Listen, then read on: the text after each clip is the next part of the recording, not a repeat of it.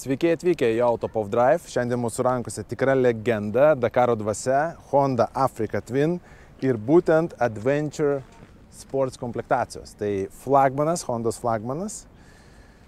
Išbandysim, ką gali šitas motociklas, kokius vaibus sukelia. Na ir aišku, pasidalinsim savo nuomonę.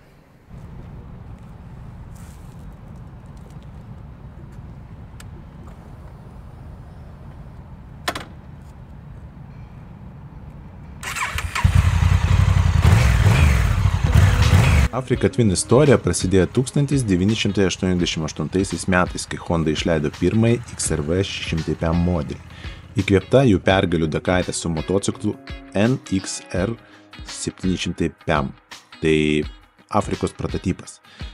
Greitai jis tapo kelionių legenda, patikimas, tvirtas, universalus ir visada pasiruošęs nuotykiams. Po pauzės modelis sugrįžta 2016 metais kaip CRF 1000L jau su pavadinimu Africa Twin, o vėliau išaugo į CRF versiją 1100L su dar daugiau galios, komforto ir elektronikos.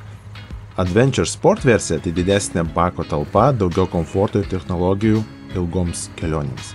O šiandien mes apžvelgsime būtent modelį 2025 metų Africa Twin Adventure Sports. Tai yra flagmanas, geriausia įmanoma versija būtent šio motociklo.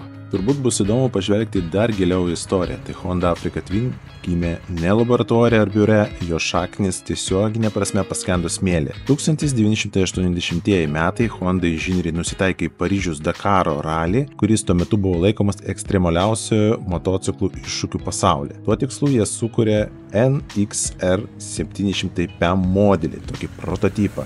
Lenktyninį motociklą, skirtą tam žiauriausiam bekeliui išbandymui. NXR 700PM dominavo Dakare ir laimėjo net 4 kartus iš eilės, prasidedant 1986, baigiant 89. Tai buvo techninis stebuklas. V2 variklis, tvirtas rėmas, didžiulių degalų talpa ir aišku Hondos legendinis patikimumas. DCT, automatinė pavarų dėžė. Kažkam patinka, kažkam nepatinka, bet labai patogi. Nereikia sankabos, nieko. Paspaudžiam D. Yra drive režimas. S, S2, S3. Nu, mes važiuojam su drive. Čia elektrinė pakaba. Tai keičiant nustatymas, konfiguravimas, pavyzdžiui, Urban Mode.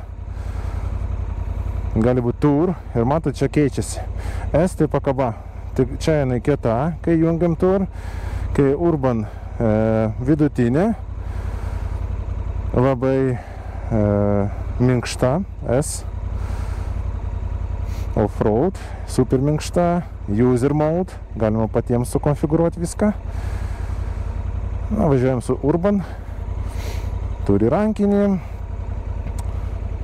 stiklas reguliuojamas, bet man asmeniškai nepatogu. Reikia abiem rankom, tai kai važiuoja tikrai būtų fainai, jeigu koks būtų mygtukas paspaudys, reguliuosi. Dabar to nėra, bet kaipgi jis važiuoja. Įjungiam D, na ir pabandom. Pirmas jausmas, kai tik atsisėdi, tai tarsi džipas, jis aukštas ir tu aukštai labai sėdi. Toks arkliukas nemažas. Tai geras matomumas, viską matai, viską girdi. Pakaba labai minkšta ir reguliuojamas čia. Jinai dabar kaip medium, tai tikrai tokia minkštoka.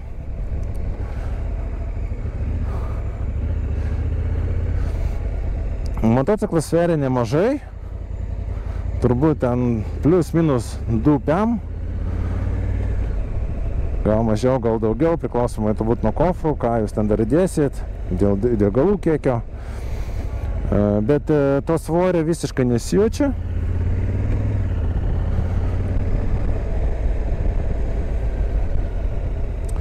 Posūkiai iš kairės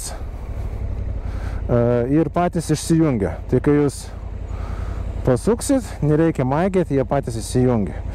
Didelis pultelis, čia daug konfiguracijų, tikrai galima ir prisijungti, ir tas Android Auto, Apple CarPlay galima jungti, daug USB jungčių, powerių, 12 V rezėčių, vienu žodžiu, pilnai sukomplektuotas, aišku, kelioniai, turbūt čia overkill miestui, garsas solidus, labai įdomu išbandyti variklį, ar užtenka jo, nes dėl kompromisų girdėjau, kad kažkam gali neužtekti variklio, kad jis per silpnas. Nu, pabandom.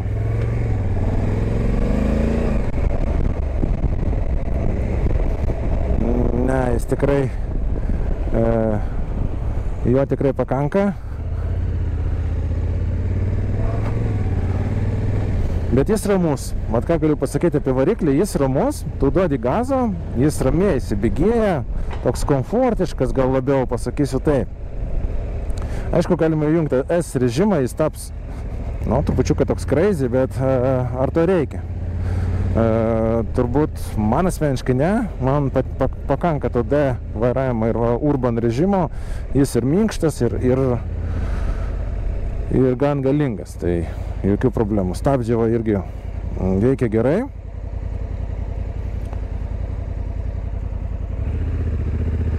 Bet kas man patinka, nesijaučiu iš tikro svorio. Žinokit, daug išbandžiau Adventure, skirtingų gamintojų, jaučiasi čia iškart, kad svoris kažkur apačioj.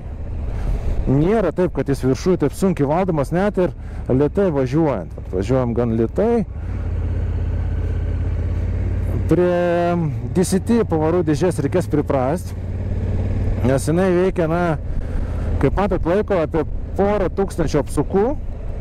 Tai kas važinėja su standartinė pavarų dėžė, mechaninė, tai turbūt norės, kad jungtų pavaras ties gal 3000 apsukų. Bet čia Honda pagalvojo, manau, ne veltui sukonfiguravo taip, kad ir kūrą taupo, ir važiuoja komfortiškai. Man labai patinka, kaip dirbo pakaba, plus nekonfigūruojama, jeigu bus keleivis, tai jie irgi galima įjungti, tokius nustatymus, keleivis įjungi, man patei viską sukonfigūruoja, nereikia sustoti, sureguliuoti ir kaip sakoma, gaišti laiko tam. Tai paspaudė mygtuką, jinai susireguliuoja. Labai platus, didelis bakas. Motociklas tikrai pasiruošęs kelioniai ir nuotykiams.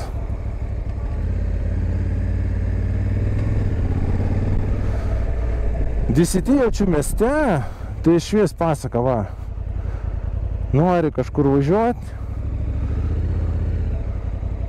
įjungi drive, varai, nesiparinė, ar ten kamščiai, ne kamščiai.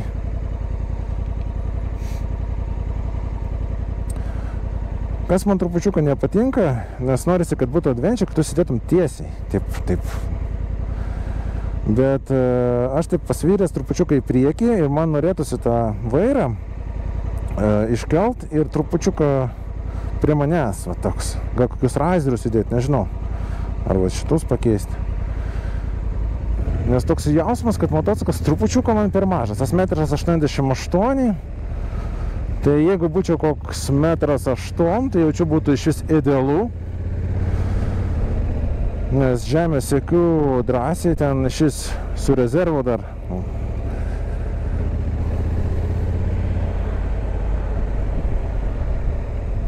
Vėjo apsauga pagerinta, tai galima tą stikliuką reguliuoti, tai patogu, faina. Tik tai, kad nėra, kad tai padaryta mechaniškai, tu negali.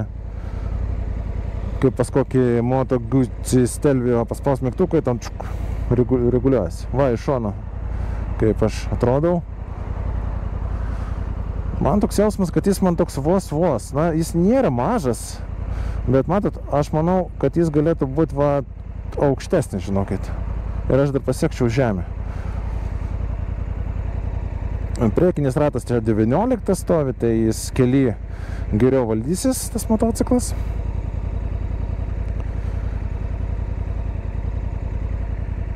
Bet pakaba, žinokit, jeigu pirksit Afriką, tai tikrai ta su elektrinė pakaba. Nes, čia žemė ir dangus. Reguliuojama kietai minkštai. Dėl DCT klausimas, patogu, faina, bet aš tai turbūt pirkčiau su mechaninė pavarų dėžė. Man kažkaip norisi to vibo, tu keliauji, tą mechaninę, bet jeigu jau 100% komforto, tai aišku, DCT perkat. Bet su juo reikia atsargiai, kai stojit sankryžą, pavyzdžiui, taip nepagazuosit, nes matot, jis iškart važiuoja. Reikia jungti neutralią, tada galit pagazuoti, jungti D, jis jau važiuoja. Tai reikia tokio pripratimo.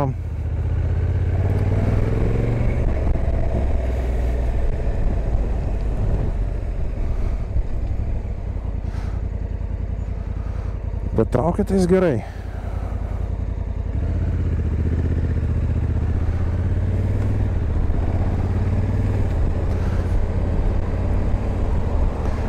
Man patinka vėjo apsauga, iš tikrųjų,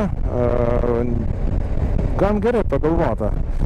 Nieko nepučia čia į kojas, į krūtinę tikrai nieko, į pilvą, kažkiek biškį šalmo į viršų ir viskas, šiaip neblogai.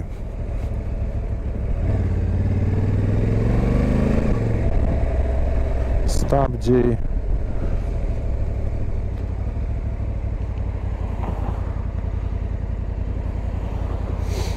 Gerai veikia stabdžiai, iš tikrųjų, nėra ko prikaupykit. Bet, žinot, čia turbūt, aš pasakysiu taip, motociklas turi labai daug nustatymų skirtingų. Ten urban, off-road, ten drive, sport ir taip toliau, user modų. Tai aš manau, kad čia jūs perkat vieną motociklą, bet iš tikrųjų, konfigūruojant, jis tampa turbūt 10 motociklų viename. Reikia off-roadinėje padaryti, išjungti ABS-ą, išjungi. Reikia dar kažką. Ten, kad būtų kietesnis, sportiškesnis, padarai. Keliauji su žmona, su mergina. No problem, jungi kofrai. Jis labai universalus. Nu ką, jungiam gal S. Pažiūrim, kaip jis įsibėgėja.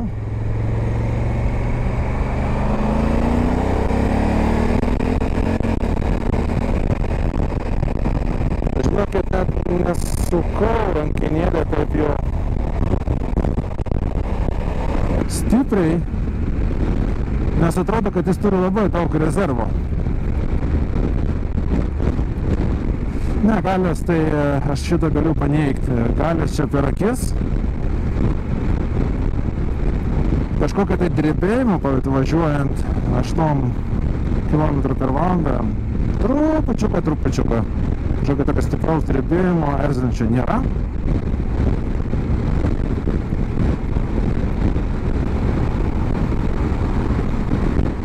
Gerai laiko kelią, jaučiuosi, kad jis turi svorį, bet labai manevringas. Bet kai tu važiuoji tiesiai, jis labai gerai laiko kelią. Taip, kaip tikras kruizeris, touringas.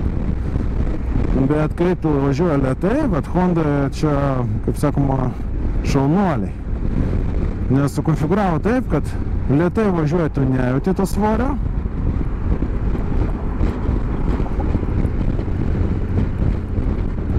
Čia kažkokie kamščiai, apvažiuosim.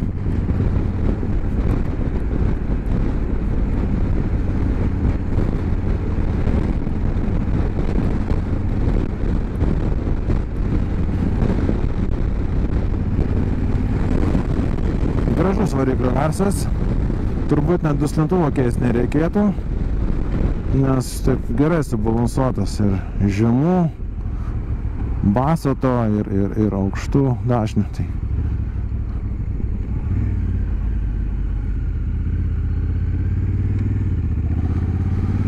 Tikrai labai lengvai valdomas, aš net nustebęs. Iš visų adventurių, kiek esu bandęs, jis vienas iš lengviausiai valdomų motociklų. Taip labai nesunkiai valdomas. Bet, žinot, kai būna kiti adventure, aš juos nerekomenduočiau naujokams, nes, na, žinot, reikia jau skilsų. O šitas, aš manau, naujokas gali drąsiai jį pirkti, aišku, su galva, kad jis turi tos galios, durnumo, kaip sakoma, tas motas turi. Bet ar jis sunku valdyti? Tikrai ne. Tikrai ne. Kas čia dabar pas mus?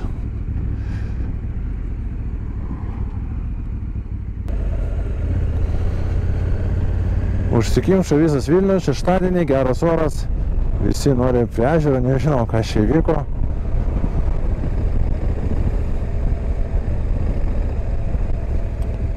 Nu ir dėkojom Honda ir Subaru Nippon Auto atstovybė už galimybę išbandyti šitą legendą.